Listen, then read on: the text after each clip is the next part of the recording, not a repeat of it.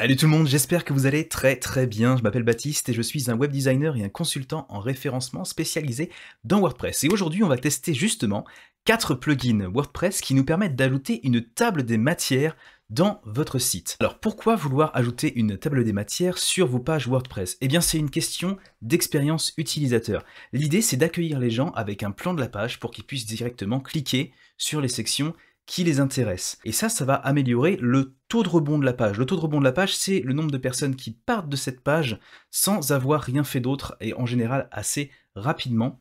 Du coup, ce qu'on veut, c'est que ce taux de rebond soit le plus faible possible parce que c'est un indice pour Google de la pertinence de la page. S'il y a une personne qui arrive sur le site et qui en repart aussitôt, Google va voir ça comme un manque de pertinence par rapport aux résultats et donc il va vous faire baisser dans les résultats de recherche. Inversement, s'il voit que les gens ils arrivent, ils trouvent directement l'information qu'ils veulent grâce à la table des matières justement, ils repartent et ils arrêtent de chercher sur Google, à ce moment-là Google il se dit bon bah c'est bon, ils ont trouvé ce qu'ils voulaient sur ce site-là, et donc c'est très bien. Donc si ça arrive sur un assez grand nombre de personnes, on fait grimper dans les résultats. Donc finalement la table des matières, ça va être un des nombreux facteurs d'expérience utilisateur qui va permettre d'améliorer au bout du compte le référencement de votre site internet. Pour choisir une bonne table des matières sur son site WordPress, on va se consacrer à deux facteurs. Est-ce qu'elles sont claires, est-ce qu'elles sont lisibles et belles en termes de design, et est-ce qu'elles sont rapides? Et c'est surtout ce deuxième facteur qui est très important, parce que j'ai testé un paquet pour cette vidéo de plugins de table des matières WordPress, et en fait il y en a beaucoup qui sont très lourdes, enfin, par rapport à ce que ça fait, c'est-à-dire une toute petite table des matières, c'est vraiment très lourd, et ça va vraiment apporter beaucoup de lourdeur si on choisit mal son plugin. Donc là j'ai déjà fait le tri, j'ai gardé les 4 les plus rapides, et on va regarder un petit peu les pour et les contre de chacun d'entre eux. Avant de commencer, si vous avez un site WordPress et si vous cherchez à l'améliorer, sachez que j'ai écrit un petit ebook qui s'appelle 77 ressources WordPress incontournables et qui liste tout plein de plugins, de sites et d'autres outils que j'utilise pour faire les sites de mes clients au quotidien. Si ça vous intéresse, c'est dans la description que ça se passe. Ok, donc on se retrouve sur le site de démonstration que j'ai créé pour tester justement ces différentes tables des matières, et j'en ai donc sélectionné 4 sur toutes celles que j'ai testées: Table of Content Plus, Table of Content Block, Heroic Table of Contents et Simple Talk. Et vous allez voir qu'il y a deux types en fait de types de plugins de table des matières. Il y a ceux qui vont insérer automatiquement sur toutes les pages ou sur tous les posts des tables des matières sans que vous ayez rien à faire, ce qui est un peu pratique quand on... voilà, c'est un peu pratique. Et il y a les autres qui vont créer en fait un bloc Gutenberg que vous allez pouvoir faire glisser et déposer dans vos pages, mais du coup il faudra le faire pour chaque page.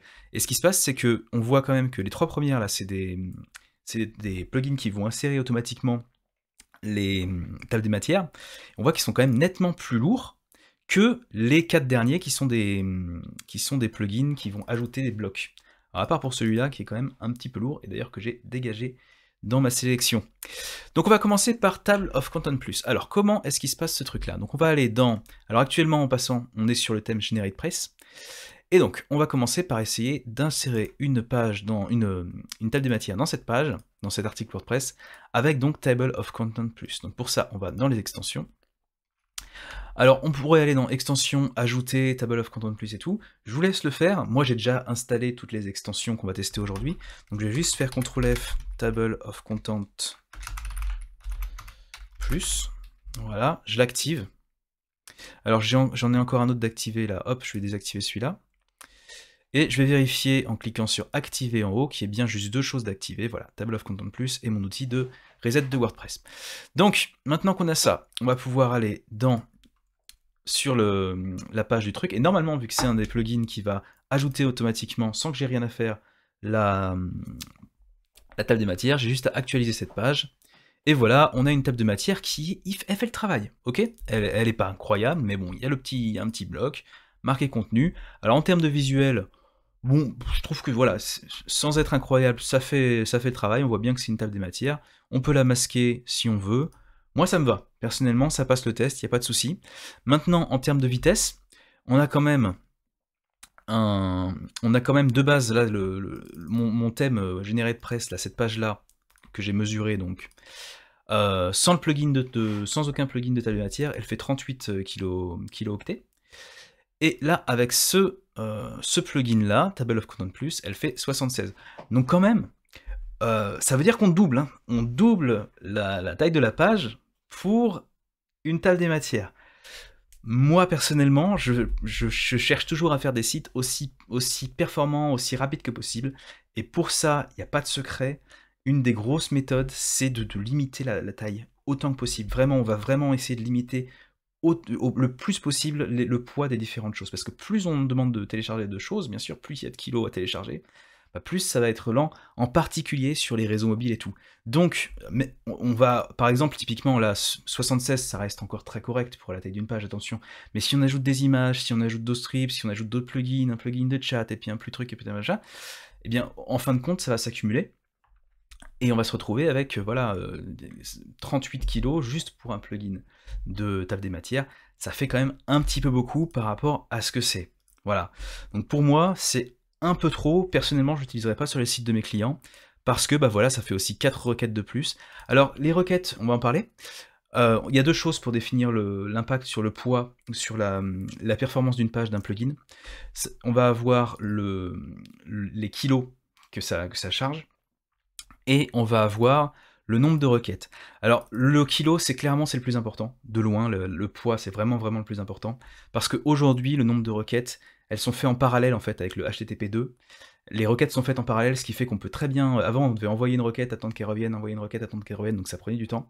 Maintenant, elles sont envoyées en parallèle, donc très souvent, ça va, ça roule. Mais on va quand même essayer d'éviter de mettre trop de requêtes. Plus il y a de requêtes, plus c'est lourd quand même pour le serveur. Donc on essaye de limiter le nombre de requêtes que ça va faire. Voilà. Donc pour un contre-exemple ici, typiquement, Rich Table of Contents, c'est un autre plugin de table des matières. Et lui, vous voyez qu'il nous fait passer de 8 à 15 requêtes. Hein, il nous double presque le nombre de requêtes, juste pour ça. Et surtout, il nous met 169 kilos. Vous vous rendez compte qu'on est à 38, et juste à cause d'un plugin de table des matières, on passe à 169, c'est énormissime. Voilà, donc ça c'est pour le premier. Personnellement, c'est pas mon favori. En fait, tout ce qui est des plugins qui vont ajouter automatiquement dans les pages, personnellement, c'est pas ma tasse de thé. Je trouve que en plus, ça va les ajouter quasiment à chaque fois. Alors, il me semble qu'il y a quand même quelques options. Mais ouais, ça va les ajouter quasiment à chaque fois. Tandis que pour les petites pages, j'ai pas besoin de toute façon de faire une table des matières. On peut très bien laisser les petites pages sans table des matières tranquillement. Il n'y a pas de souci. Donc, on va continuer avec l'autre. Donc on va désactiver celui-là. Et le prochain, ce sera donc Table of Content Blocks. Donc on va aller dans toutes. On va aller sur T. Hop, hop, hop, hop. Ici, activer. Et donc celui-là, contrairement au plugin d'avant, ça va être un bloc. Donc il va falloir l'insérer dans la page. Si j'actualise la page maintenant, voilà, là il n'y a pas de table des matières. Ça ne l'a pas mis automatiquement. Ce qui va se passer, c'est qu'il faut que j'actualise cette page-là, pour qu'ils comprennent que j'ai une nouvelle extension d'installer. Je vais faire plus, et je vais taper table, et il me propose table of content. Donc hop, je le fais glisser ici. Et donc là, j'ai plein d'options sur la droite, en fait, dans les options du bloc. Ils vont me proposer, donc voilà, qu'est-ce que je veux comme titre qui soit pris en compte. Donc là, moi, je veux les H2 et les H3. Mais si je veux, j'enlève les H3 et j'ai plus que les titres de niveau 2, d'accord? Voilà. Moi, je vais remettre H3 ici. Et on va changer la largeur on va mettre à 100% de largeur maximale. Donc ce que j'aime bien avec ce plugin, c'est que vraiment on peut le modifier un peu comme on veut. Display title, je vais l'enlever, tiens, voilà. Sticky elements, on s'en fiche, franchement, on enlève. Title settings, on peut vraiment changer tout plein de trucs. Donc ça c'est vraiment si vous avez envie d'avoir quelque chose qui est très très très personnalisable. Pour moi et pour mes clients, franchement, c'est trop. Je vois pas l'utilité d'avoir autant de trucs personnalisés aux pages par page en plus, parce que c'est pas une personnalisation globale, c'est chaque page, on va pouvoir bidouiller ça. Donc bon, je vous montre quand même ce que ça donne, je mets à jour, on actualise l'article ici, et vous voyez qu'on a quand même un truc qui est assez clair, assez bien fait, en haut de l'article, là où je l'ai placé. Hein. Et si je veux changer le titre, eh bien, il suffit de changer ça ici, donc table des matières, voilà, mettre à jour. Et du coup, maintenant, ça va être table des matières ici. Alors, en termes de performance, celui-là, ce que j'avais testé, en passant pour tester, j'utilise GTmetrix, d'accord, qui est un petit site qui est très très pratique pour tester justement les performances des choses. Il vous donne vraiment le détail de combien il y a de requêtes, combien il y a de poids. Si vous voulez, vous pouvez avoir la chute des requêtes et tout. Donc très très bien pour analyser les vitesses, c'est vraiment l'outil numéro 1 que j'utilise pour ça. Donc ici, on a dit qu'il faisait 42, donc 42 c'est bien mieux que tout à l'heure, hein. Vous avez vu, on est donc passé de 8 à 11, et de 38 à 42, donc à peine quelques kilos pour faire toutes ces options, franchement chapeau. C'est vraiment un code qui est très très bien optimisé. Maintenant, est-ce que toutes ces options on en a besoin? Franchement, je dirais non, il n'y a vraiment pas besoin d'avoir autant d'options sur un plugin de table des matières. À mon avis, c'est plus... même moi, j'ai pas pris le temps de toutes les regarder, quoi, tellement il y en a. Donc pour quelqu'un qui a juste une utilisation lambda sur WordPress, pour moi c'est beaucoup trop. Donc voilà, ça c'est pour Table of Content Block, et maintenant on va passer sur Heroic Table of Content, qui est, je pense, c'est mon premier ou deuxième préféré, je sais pas, j'ai encore un petit peu, je me suis pas encore bien décidé là-dessus. Mais donc Heroic Table of Content, donc on va désactiver celui qu'on avait là, Table of Content Block, et on va activer du coup Heroic Table of Content. Alors Heroic Table of Content, maintenant c'est de la même façon, donc c'est-à-dire que ici on va hop, retirer ce bloc-là, mettre à jour, on va actualiser pour qu'ils comprennent qu'il y a un nouveau bloc d'enregistrer. Donc là maintenant il y a Heroic Table of Content ici, je vais tout simplement le prendre et je vais le faire glisser ici. Et voilà, alors ce que j'aime beaucoup sur ce plugin, alors pareil on peut changer, parce que nous on est français, donc table des matières, voilà. Ce que j'aime beaucoup c'est la simplicité du design, et c'est la simplicité des réglages. Et en plus de ça, on a une vitesse qui est très très très bonne. Donc là vous voyez pareil comme tout à l'heure, je peux aussi choisir les H que je veux. Donc si j'enlève et que je laisse juste les H3, H4 machin, je peux faire ça comme ça. Alors je vais laisser H2 et H3. Si je veux, je peux aussi le fermer par défaut, ce qui est pas mal. Voilà, ça permet si on a envie juste de dire qu'il y a une table de matière, mais pas encore de le montrer, ça permet de faire ça. Et surtout, je trouve que les styles de base, ils sont bien fichus. C'est-à-dire que celui de base, je le trouve nickel, il n'y a pas besoin d'y toucher pour moi. Mais si on a envie, on peut quand même le changer, en particulier avec le mode contrasté qui va mettre justement des lignes, des variations de couleurs en fonction des lignes, ce qui rend le truc un poil plus visible. Moi personnellement, je laisse sur Outline quand j'utilise ça. Et voilà, voilà. Donc maintenant, on va mettre à jour ça. On va actualiser ça et vous allez voir ce que ça rend. Bah voilà, c'est parfait, franchement, ça fait vraiment le travail. Et alors, en termes de vitesse, celui-là, il est vraiment pas mal du tout. Heroic Table of Content, on est à 10 requêtes, donc il a 2 requêtes pour lui. C'est pas grand-chose. Et il me semble qu'en plus, ces requêtes, alors c'est à vérifier, mais il me semble que c'est des requêtes jQuery juste. Donc ça veut dire que sur un thème qui va vous le charger par défaut, il n'y aura aucune requête en plus. Et 40, voilà, donc il y a vraiment que... Il n'y a même pas 2 kg, je crois. Voilà, il n'y a même pas 2 kg parce que c'est du 0,3. Donc c'est 1,8 kg ou un truc comme ça.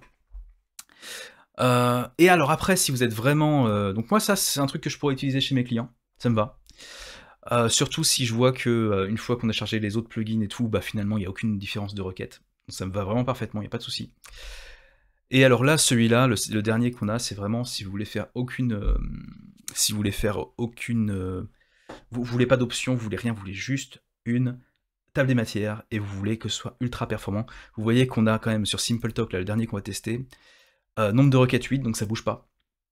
Et on a 0,1 kg de différence quoi, entre les deux. C'est vraiment très très très peu.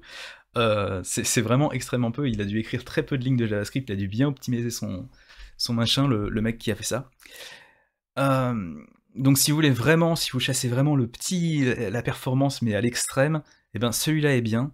On va le tester ensemble, vous allez voir, le truc c'est qu'il est vraiment, du coup, il fait plus de compromis quoi. C'est-à-dire qu'il va être moche. On va voir ça ensemble, mais si on retire ça donc, on va mettre ça à jour, on va désactiver Heroic, et on va activer, alors c'est à Simple, je vais mettre Simple, SimpleTalk, je crois que c'est ça. SimpleTalk, c'est ça. Donc on va actualiser cette page-là, et on va ajouter la table des matières avec SimpleTalk. Donc plus, je vais taper talk ici, SimpleTalk, hop, il me fait glisser ça ici, et vous voyez que en fait, il n'y a aucun style. Comment il fait pour être aussi rapide? En fait, il charge 0 CSS. Voilà. Donc, vous avez quand même ce qu'il faut. Alors, je crois qu'on n'a même pas l'option... Non, on n'a pas l'option non plus pour changer le texte, je crois. Sur ce truc-là. Est-ce qu'on a des réglages? De mémoire, je crois pas. Non, on n'a pas de réglage spécifique. Ce qui fait que, au mieux, on peut enlever le heading. Voilà, si on veut pas avoir un truc anglais. On peut enlever le heading. Et on se retrouve avec une table des matières très très simple comme ça. Voilà. Hop, mettre à jour. Et si je fais actualiser ici, boum, maintenant j'ai une table des matières. Alors, techniquement, ça fait le travail, hein. Il y a une table des matières, ça permet de présenter le plan de la page au client. Avec un tout petit peu de CSS, vous pouvez transformer ça pour, par exemple, lui mettre un petit fond un petit peu gris, ou lui mettre une bordure, histoire que ce soit plus clair. Mais il y a deux choses qui manquent pour moi. Il y a quand même le titre en français qu'on peut mettre en français, et il y a le fait de pouvoir réduire la taille de la table des matières, ce qui est quand même pratique, je trouve, et aussi de pouvoir dire que par défaut c'est fermé. C'est pour ça que moi personnellement, voilà, après réflexion quand même, par rapport à ces deux points-là, je préfère quand même charger 2 kg de plus. 2 kg c'est vraiment rien, c'est vraiment rien. Les deux requêtes là, elles passent toutes seules, parce que en plus c'est des requêtes de jQuery, il me semble. Donc voilà, je préfère vraiment faire ça, plutôt que de chercher à optimiser à mort et avoir une expérience utilisateur réduite. Parce que là, en fait, ce qui se passe, c'est que voilà, l'expérience utilisateur est un petit peu réduite. Et là, l'objectif, c'est quand même de créer une bonne expérience utilisateur pour les visiteurs. Et voilà, vous savez maintenant choisir un plugin de table des matières pour votre site WordPress. Pour moi, le plus important, c'est vraiment la performance.